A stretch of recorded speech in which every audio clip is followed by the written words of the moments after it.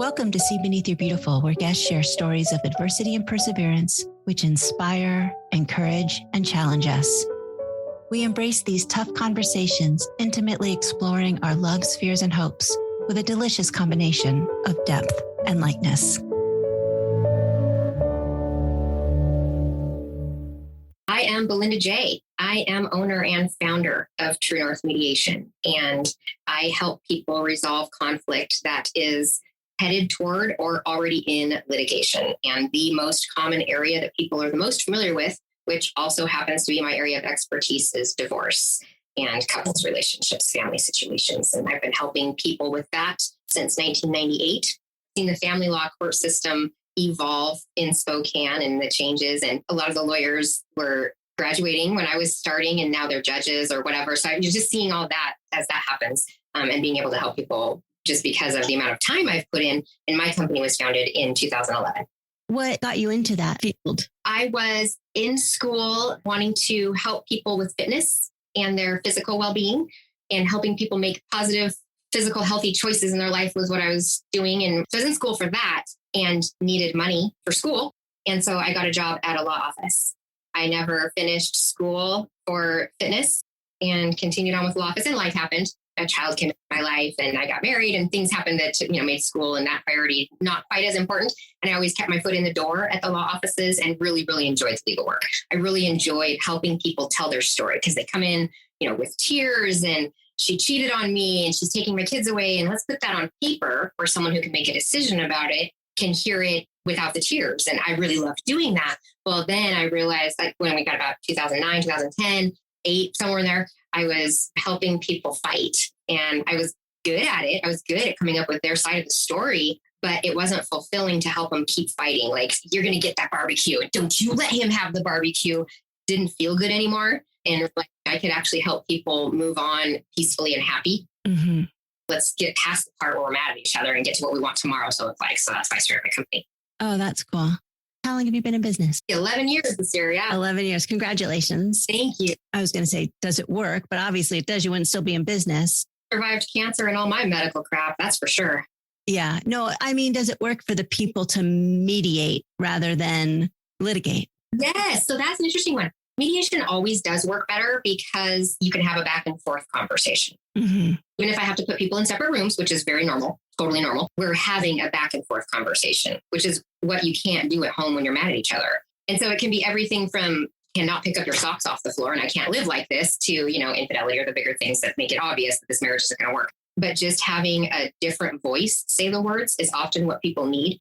So if there's a person that wants to be told what to do, then the court is a good place for them. If they don't want to make the decision, they want someone else to make the decision for them. That's what happens in the courtroom. Someone tells you what you're going to do. I see. But in mediation, you get to be part of the decision making. So even if you decide that you don't get the kids this Christmas, you decided that.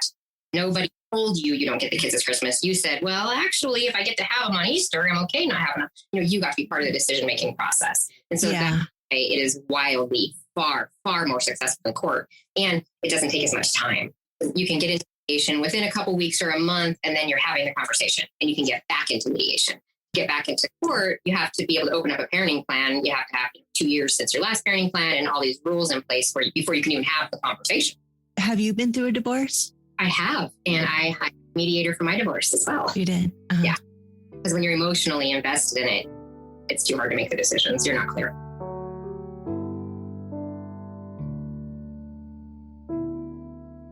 Have you always been somebody that was good at mediation in general? Are you that person naturally? I've always wanted people to be happier, and I don't like to see people struggling with things that I can see a way out of. So I know that I've always been able to show people like a little bit of an alternate view, like turn a puzzle piece. Like, no, what if it's this way and it actually fits? I've definitely always been that for people. Mm-hmm. And so I think my interest in litigation and in the legal field and the way that laws are written and the way that laws are interpreted, I have just immense interest in that, is useful. But then I saw how limiting the court system is, that it can't really help people as much the system is set up to, because it has to be done on paper and we're not all the same. We all have completely different. So I guess that's how I naturally flow into it. I'm a natural caretaker. I'm an oldest child. I'm a natural mother to everybody around me all the time. Do you need a glass of water? I'm that person for sure.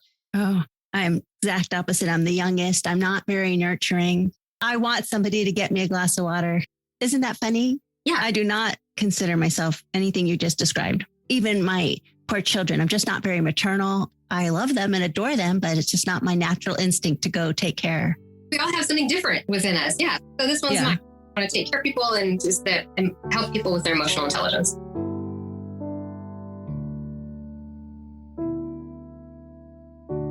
I was reading a post you had written in 2019. I know that your son had cancer, and I had forgotten that you had gone through some physical challenges for your own self. But one of the things you wrote, I was told maybe this mediation thing isn't working out for me. Yeah. So what happened there? Did somebody was like, this is cute that you're trying to make a business? Yeah, it was. It was somebody that I looked up to and that I was taking advice from, that was mentoring me. And I was, my son survived cancer. Chemo worked for him. Chemo has a lot of aftermath. So at that time, he was still very sick very often. And I was struggling with my health. I had 3 surgeries a year for 3 years in a row. Oh, wow. Yeah, I was in the hospital a lot. And so I wasn't able to work. And something I didn't take into consideration at that time that I will not make that mistake ever again was my mental well-being. As long as I could push through physically, I could make my face smile and this was going to be fine. But I wasn't making enough money to pay the bills. I wasn't making enough money to feed my kids. I was in the hospital. I was trying to work and not let my clients know I was in a hospital bed. Been there. Being self-employed, I totally understand. One time I was just sick at home and didn't make a meeting and lost a client. Yes. I have not posted that I have COVID because I don't want anybody to know because I'll lose a client. Exactly. So after losing so many clients when my son had cancer, but people understood and I forgave myself for losing those clients, but as a business owner, it's a direct reflection. Like I definitely see myself as a worthless failure if I can't even keep the clients that come to me because I'm trying to get them to come to me. So they get here and I can't even keep them because I'm in the hospital again. It was really hard for me. And there was times that my pride definitely played a role, definitely, but also the way that society is set up, that we think people are trying to feed off the system. If I had a GoFundMe for my son's cancer journey and people gave me $2,500, then why 2 years later do I need more money? Is how I would talk to myself. What did I do? Why can't I just make more money? Was how I definitely felt. And the person that I was being mentored by followed suit, was maybe helping me feel that way and was trying to talk to me about getting different jobs. Oh, sorry. This mediation thing isn't working out for you. Maybe you need to go do something else. And I'm in a fucking hospital bed. Right. I don't think the career choice is the problem. But that was the people that I was reaching out to. Like, well, you got to try something different. You got to try something different. And you can't do a job from your hospital bed either. Nope. So people just say things and don't think. That's true, right? I mean, that person didn't mean to be mean, probably. They definitely thought they were giving me advice that was going to be useful. They definitely thought they were helping me. And sometimes that tough love, pull up your bootstraps one more time I think that's what they were trying to do. I think they were trying to get me to not give in just yet. But I was so far past pulling up my bootstraps. Mm-hmm. My kids went sun up to sundown with no food because I didn't have money. I couldn't go to work. I couldn't make money. Mm-hmm. And I didn't qualify for food stamps or any of that kind of stuff. So same. Kids went sun up to sundown with no food. And I had to make myself go to the store the next day. Right. When, maybe you need to try to find a different job. No, I don't need a different job. I need to allow people to help me and I need to surround myself with people that would help me. Yeah. I was a single mom of 2 girls for 13 years before I met my current husband. And they were 2 and 6. And there were a couple times that my sister and my brother once each paid my mortgage, and a friend brought over groceries once. And because I had to, I fed my kids top ramen once. I just know what it's like to try hard, work hard, and still just not make it. So I totally feel you. Yeah. Well, and I was in a relationship when my son got cancer. We had lived together as a family for 5 years. And again, after chemo, it's not all rainbows and sunshine. It's ugly. It's ugly. And it takes a while for things to come back. My son's still not. He has so many problems from chemo. But the man I was in a relationship with couldn't handle the medical issues that were going on. And we lived in his home and he put his home up for sale. Oh, wow. While I'm at work, my chemo sick kid is being forced to mow the lawn to prepare the home to be sold. Oh my gosh. Yeah. Like those kinds of things were going on. And so we were preparing the home to be sold, not knowing where we were going to go. So my boys and I are looking at being homeless. My relationship is ending and my child is trying to recover from cancer. All of this going on and my body couldn't do it anymore.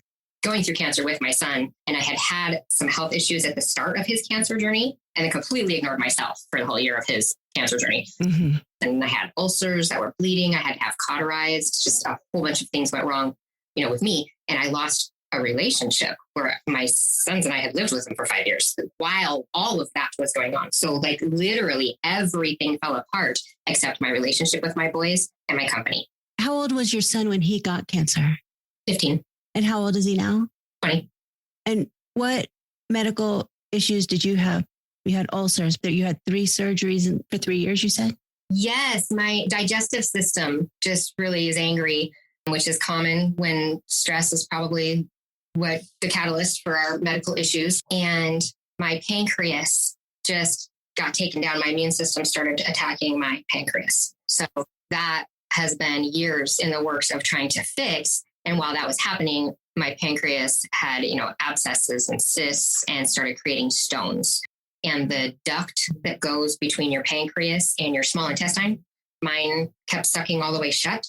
So the digestive juices in your pancreas that are supposed to go, into your intestines and digest your food didn't have anywhere to go. So it was trying to digest my pancreas. Oh, wow. Then would leak out into my abdomen and so digestive juices that are supposed to break things down and literally digest was burning my lungs and my kidneys and everything my abdomen, everything in the abdomen. That is why I kept having to have the surgical procedures, both to replace the stent between the pancreas and the intestines and to remove the stones. It was terrible. Yeah. And that was just 2019.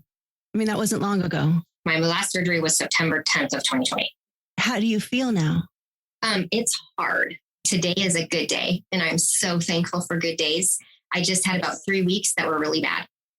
Oh, I'm sorry. Fevers happen all the time. Anytime my immune system gets triggered, so a cold, anything, it attacks my pancreas, which has been getting better. All of me starts to not feel good. I have inflammation, and anytime, just like with a kidney infection, anytime you have inflammation, your whole self, doesn't feel good. I still have waves that go in like weeks. I have weeks where I feel really okay, and then weeks that are bad. But I haven't had a surgery in over a year. I'm moving in the right direction. It's just very, very slow.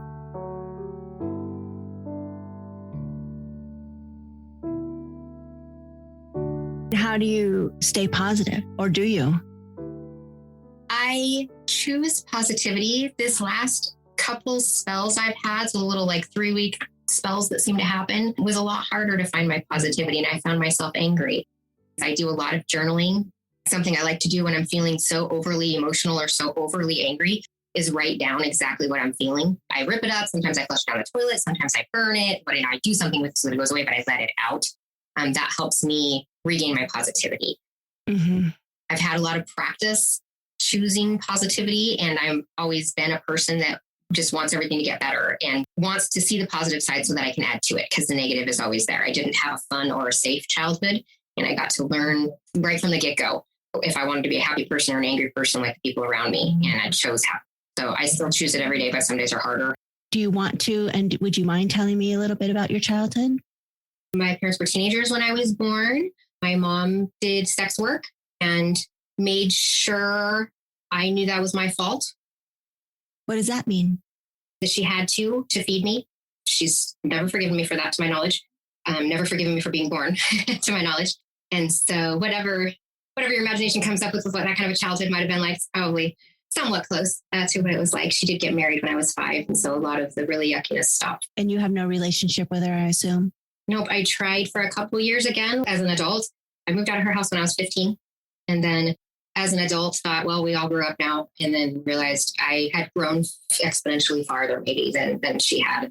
Yeah. I'm never turning down healing, and I have no hate, but my boundaries have gotten much stronger over the years, and protecting my children from rejection is important. And just recognizing when people, they need to be toxic to keep themselves safe. And I see that going on.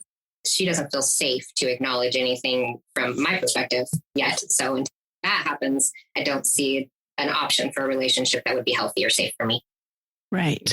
I did a motherless daughters episode where I interviewed 12 women and they talked about losing their mothers in death. And I think it would be, I say fascinating, but sad and fascinating to talk to all of you women whose mothers are alive and yet have lost their mothers. Right. I'm very on board and interested in that. Very. Okay. I lost my mother when I was 18 and I wasn't very close to her just because I was the youngest of 6 kids. There was a lot of craziness going on and I was young when she died. Yeah. But the lifelong longing for her, and then people whose mothers are alive and yet there's no relationship, but you probably have had a lifelong longing for a mother that didn't exist.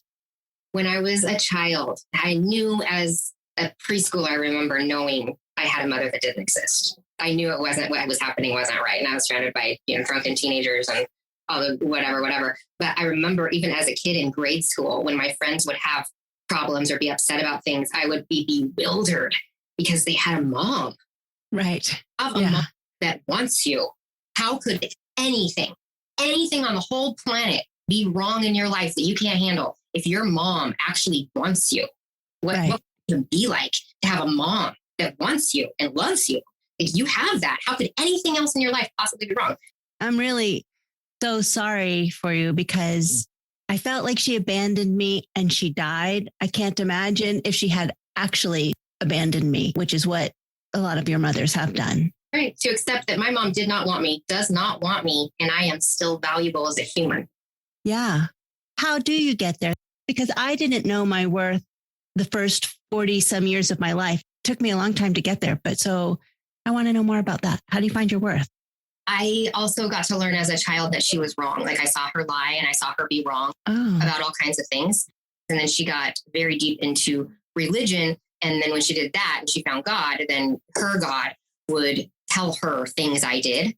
And I would be, punished and whipped with the belt and all those wonderful things that the parents abuse their children because of something God told her I did that I knew that I never really did. But even before that extreme example where I'm like, okay, my mom is actually crazy. I knew she was just wrong. And so I was able to get to that place in my brain where she's wrong about me too. She's wrong. That's so good. But I'm not worthless. I'm not in the way. And she did twisted things. She told me that when people tell me I'm pretty, it's because they feel so sorry for me because I'm so ugly. They can't believe it. All the time she told me that growing up. And I was able to decide, I think she's wrong. That's so good. I think she's wrong. I don't even think that's true. I don't think that's why people tell me that. I mean, maybe they do think I'm ugly. I don't know, but I don't think they're doing it because they feel that sorry for me. And so when I was able to slip into ways that she's wrong, then I'm able to land on the things that really hurt, and she's wrong about that too. I have value. She's just wrong. There's a person took me to coffee and was telling me that she was jealous of me, but then told me all the reasons I was terrible. And that was the best thing that ever happened because she was wrong. I walked away. My head was higher. I totally understood that her view is just wrong. I'm none of those things she said. And I loved that I could finally see myself through my eyes. That's not who I am, who she's saying I am. So I get that. So yeah, we can get it to settle in there. And I'm able to do that with couples too. They say that I'm this and that, and it's true because I lied about this or that. I'm able to say, well, they were wrong about this. Maybe they're wrong about that too. Like it really opens up for people. My husband's ex will say something negative to him and I'll just say, but do you respect her opinion anyway? Right. Yeah. So if you don't respect her opinion, what do you care what she thinks? Right. It's a crazy world we live in. It's so weird how much work we have to do. Head work. Yes.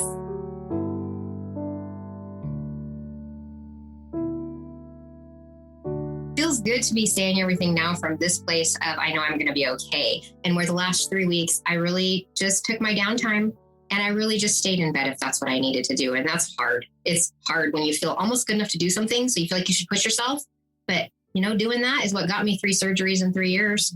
Right. When I approach it from a more gentle direction like that, instead of pushing myself and I'm, vomiting at the office, trying not to let anybody know, and, which I've done plenty of, a business owner, you go to work. Doesn't matter what's going on, you go to work. Definitely.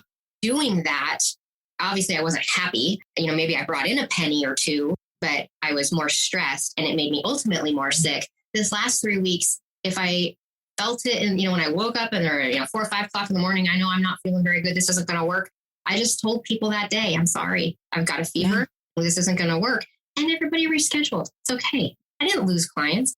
Your approach has a lot to do with it, because there was one of my surgeries, 7 out of the 9 surgeries were emergency, and they're within 24 hours. One of them, I had texted a client, I'm having an emergency surgical procedure. I'm not going to be able to work on your case today.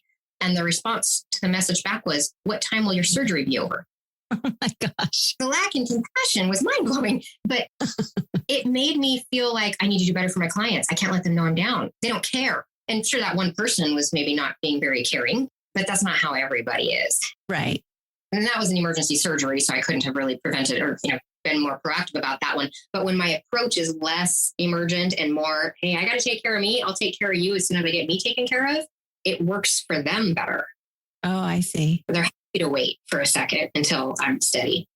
Yeah, that's so good, isn't it? I had been working out every day, an hour and a half a day with this new workout, and just loving it and so proud of myself and feeling like a warrior woman. Yeah. And I got COVID. And I can't work out because I can barely breathe. Right. And I just feel so good that I am listening to my body, doing what I feel right is for me. I know I'll go back to it. I trust myself now. Yeah.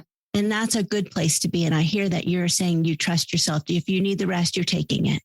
I am. And I've realized, I lost clients sitting in a hospital bed when I had to cancel session. And I had friends help pitch in with the rent or whatever like that. I somehow survived. This guy didn't fall.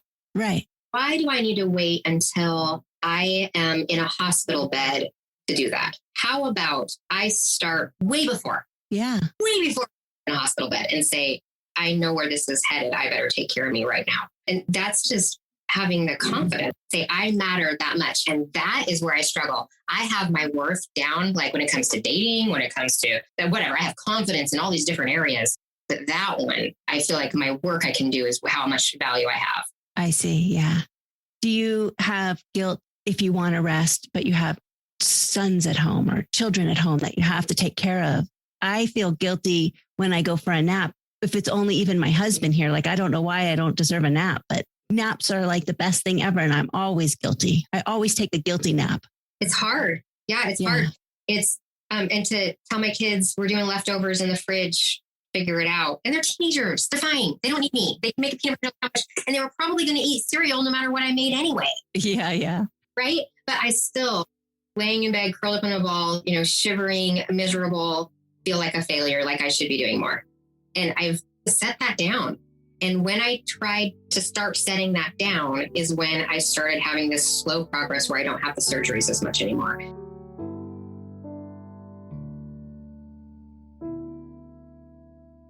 I've been so thankful that I am a business owner because I had a couple different, normal jobs or whatever. I've had several, but when I went to the hospital, I got replaced. Like I couldn't keep the regular jobs. True North is the only place that didn't fire me when I was sick all the time and my kid was sick all the time. Yeah. How did you come up with the name True North? Because all of us seek happiness. Everybody living does want happiness. And that's your true north. Yeah. It is completely different for every single one of us. So I'm here to help people find their true north. I like that. Specifically as a couple or as an individual or as a whole family, or as a team. I do union mediations or whatever, but what your true north is, and that the journey is not the same path for any of us. And the destination isn't the same for any of us either. Does yours keep changing? Do you know your true north? I think it does keep changing.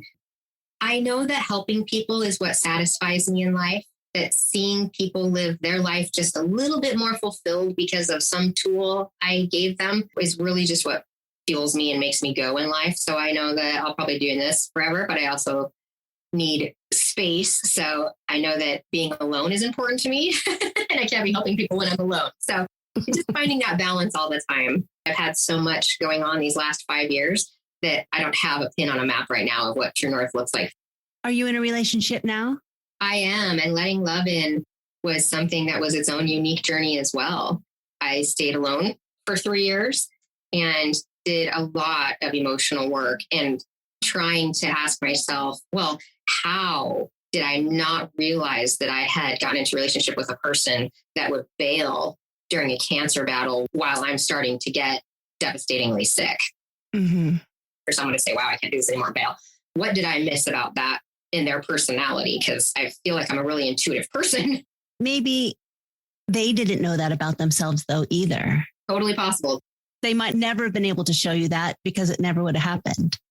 I had never even thought of that. Thank you.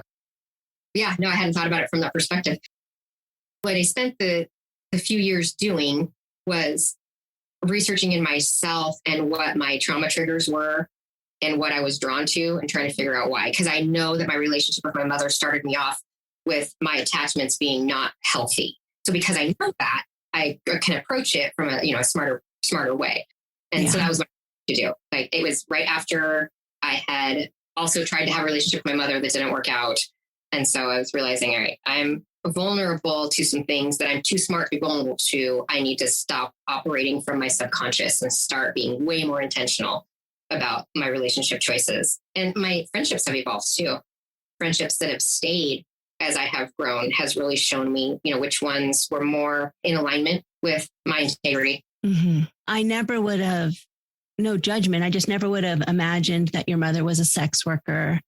Question is, what do you know about yourself that you think people get wrong?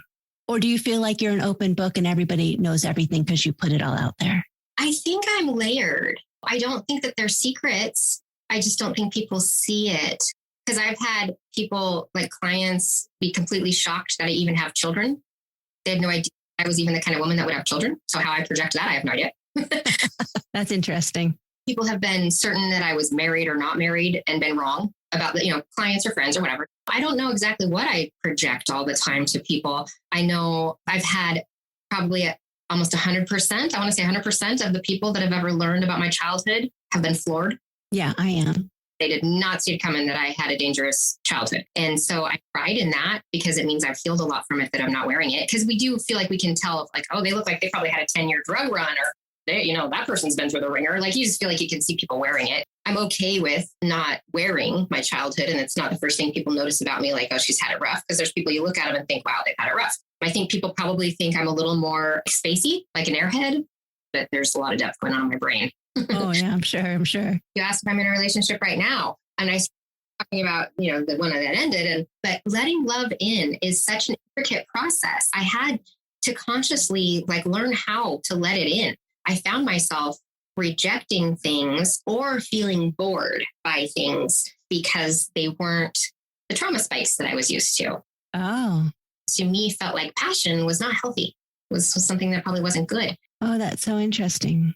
Just calm, still passion, but there's no anger, there's no fear. It's just healthy. Can feel boring if you're not paying attention. Isn't that why people who have been abused by their parents find abusive spouses or whatever? Because that feels comfortable. Comfortable and familiar. Familiar, yeah. So the way that I see with people, if I were to call you a dumbass right now, say, oh, you're such a dumbass, it might offend you and you might cry and later be thinking about it. Why would she talk to me that way? You might not even notice because it's a stupid word and you think we stopped using that in middle school, and why is she even talking that way? Or you might go whatever, but it's going to hit you, some different way. We're all hit different ways by different things because of our experience.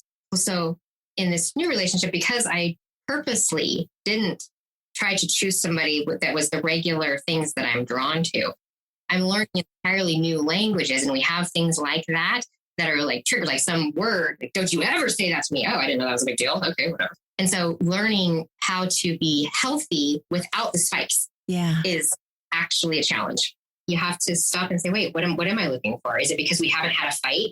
Is it because there's been no yelling match? Is it because I haven't had my toes stepped on and that's what I'm used to? What is it that's making me feel a little dull? Do we just need to go out for a really spicy dinner? Something to fix this. And I don't want it to be a fight. I don't want it to be drama. I don't want it to be self-sabotage, which is what we usually go to. Right. That's so good.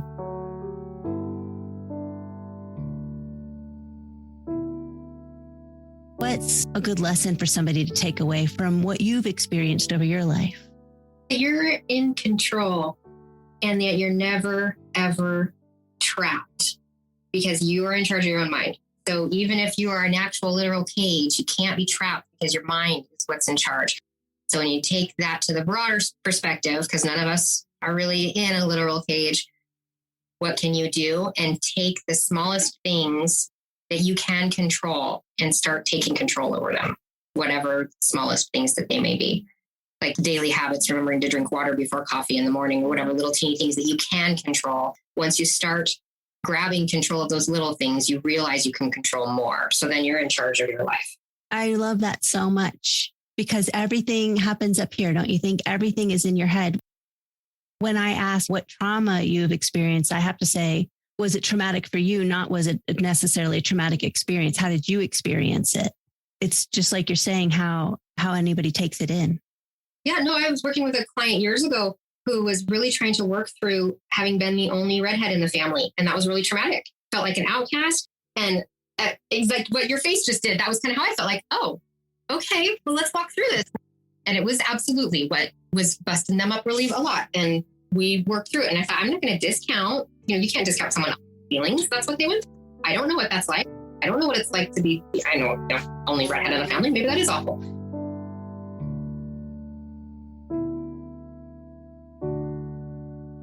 I'm proud to be here. I'm proud to be helping Spokane in the ways that I am. And I am so proud that my company survived everything that just happened. We had cancer started in 2016, which we're still fighting the aftermath of that. And I had 3 surgeries a year up until 2019. And then the pandemic hit in 2020. Like, it's been bananas, and True North has made it the whole way. Like, with many businesses not surviving, I'm very happy that True North has sustained Belinda J and her family, as well as just continued to help Spokane through everything that's happened. I'm still here to help, and stronger than even before. I love that the name is True North. And I also like that it's a moving target. What I thought was important 2 years ago is not what I think is important this year. I like that growth and age and all those things do that for you. I've seen a 10-year challenge thing, and one of them was, would you be happy if you found out that 10 years from now, you will be exactly where you are today? On my last 10 years, I was living in a really big, pretty house by myself with my boys, and I was really happy. My company was taking off. So if I was to find out, at that time, that 10 years from then, I'd be in the same spot, I would have thought that was terrible. Unfortunately, I don't own my own big, pretty home right now, and everything isn't perfect and, whatever. I would have been unhappy to find out I was in the same spot. Right now, I would be happy to be back in that same spot. So True North does move. It really does. As the years come at us. I really love that. When I was leaving my first husband, we were together 12 years. I remember him saying, "You've changed." And I said, "And you haven't."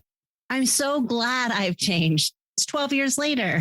It is the most liberating when I got to say it for myself, when I, like my clients, when the other person says, "Who are you?"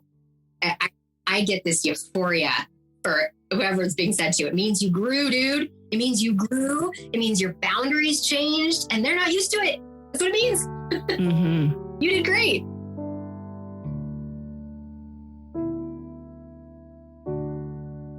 Today, living in a little teeny rental I don't fit in is success for me.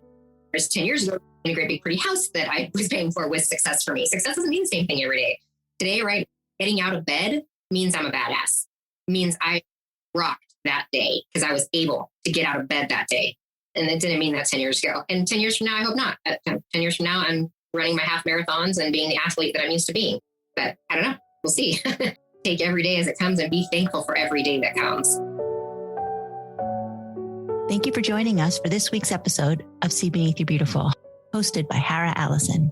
And thanks for your ratings and reviews. We'll be back next week with a new episode. Stay tuned.